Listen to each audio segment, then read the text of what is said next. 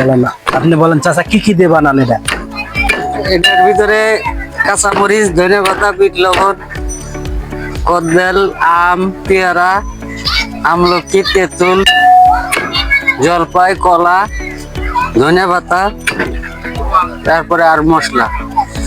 চাচারে আচারে সবকিছু চাচা দিয়ে পাঁচমিশালি আচার তৈরি করে।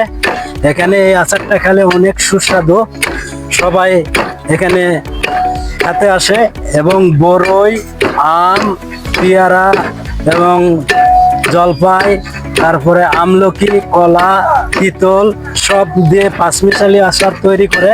চাচার আচার খেলে আর একবার আপনারা আসবেন। চাচা এখানে লোকজন কত হয় ছুটির দিন? ছুটির দিনে 3-4 হাজার টাকা বেশি। 3-4 হাজার টাকা বেশি। লোক সংখ্যা কত হয় এখানে এই মাঠে? লোক সংখ্যা তো 400-500। প্রতিদিন ছুটির দিন এই রূপায়ণ মাঠে লোক সংখ্যা 400-500 হয়। আর চাচার বেচা কিনাও আলহামদুলিল্লাহ ভালো হয়। আর চাচা আপনার পরিবারের সদস্য কয়জন? আমার পরিবার সদস্য 3 জন। 3 জন।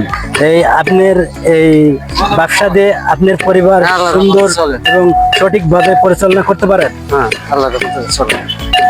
আলহামদুলিল্লাহ চাচার এই ব্যবসা দিয়ে সুন্দর এবং সঠিকভাবে পরিবার পরিচালনা করে। চাচা এই ব্যবসা দিয়ে আলহামদুলিল্লাহ সবকিছুই এবং পরিবারের ভরণ পোষণ থেকে শুরু করে সবকিছুই এই ব্যবসা থেকেই সে সবকিছু খরচ করে তারা পরিবার চালায়। চাচা অবশ্যই কঠোর পরিশ্রম করে আচার বানাই। আর এই আচার যদি কেউ খেতে চান অবশ্যই রূপায়ণ মাঠে চলে আসবেন। চাচা আপনার নাম কি? আমার নাম মোহাম্মদ রিপন। চাচার নাম হলো মোহাম্মদ রিপন মিয়া। একটা সুন্দর পরিবেশে এবং পরিচ্ছন্ন পরিবেশে তৈরি করে এই বিভিন্ন প্রকারের আচার।